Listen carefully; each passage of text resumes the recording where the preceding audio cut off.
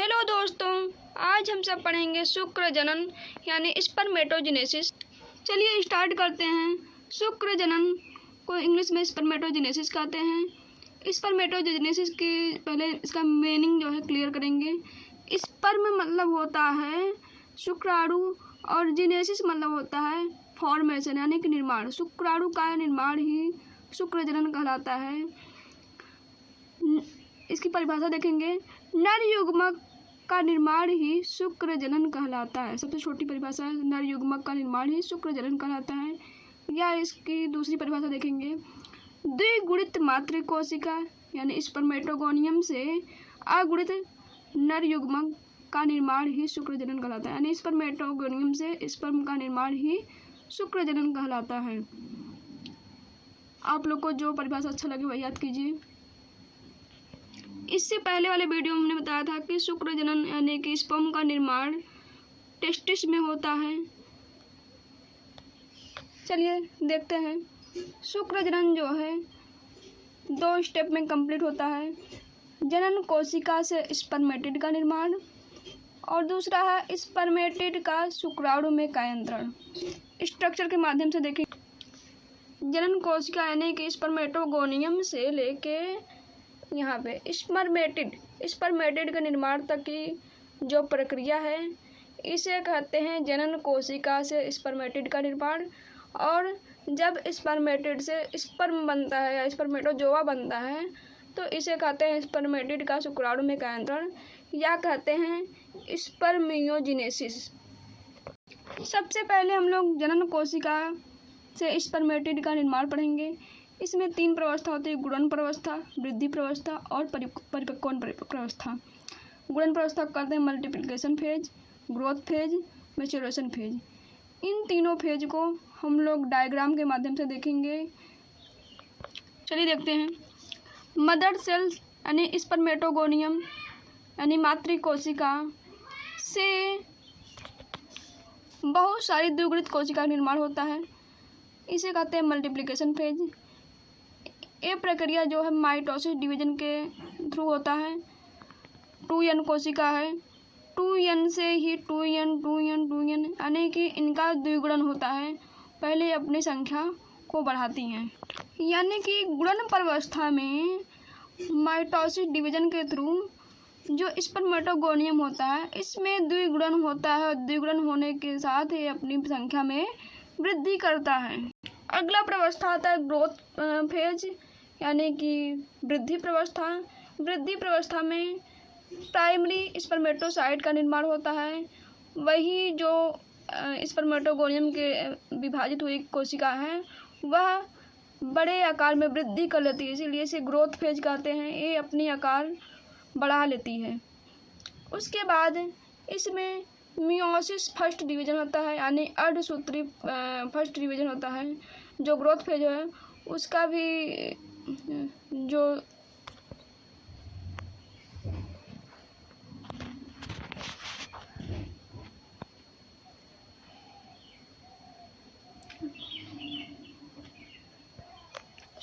थोड़ा कैमरा में इशू आ गया था। मियोसिस फर्स्ट डिवीजन होता है और मियोसिस फर्स्ट डिवीजन होने के बाद ये 2 भागों में डिवाइड होता है यानी एन। और उसके बाद ये बन जाता है सेकेंडरी स्पर्मेटोसाइड। प्राइमरी स्पर्मेटोसाइड से सेकेंडरी स्पर्मेटोसाइड का निर्माण हो जाता है। वो भी मियोसिस फर्स्ट यानी अर्धसूत्री फर्स्ट के थ्रू होता है। जब अर्धसूत्री फर्स्ट होगा तो जो ये गुणसूत्र 2n है 2n से ये n में डिवाइड हो जाएंगे।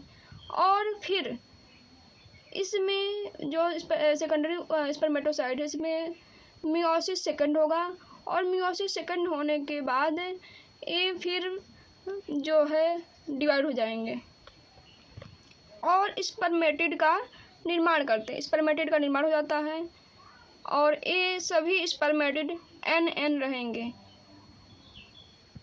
यहाँ से सेकेंडरी स्पर्मेटोसाइड से लेके स्पर्मेटिड के निर्माण तक मैच्योरेशन फेज होता है। यानी कि प्राइमरी स्पर्मेटोसाइड बना, उसके बाद सेकेंडरी स्पर्मेटोसाइड और स्पर्मेटिड ये मैच्योरेशन फेज है। यहाँ से यहाँ तक जो स्पर्मेटिड रहेंगे ये मैच्योर होते हैं। और स्पर्मेटिड से स्पर्म के निर्माण की क्रिया को स्पर्मियोजेनेसिस कहते हैं। ये अलग प्रक्रिया है। फिर से हम लोग फिगर के थ्रू देख लेंगे।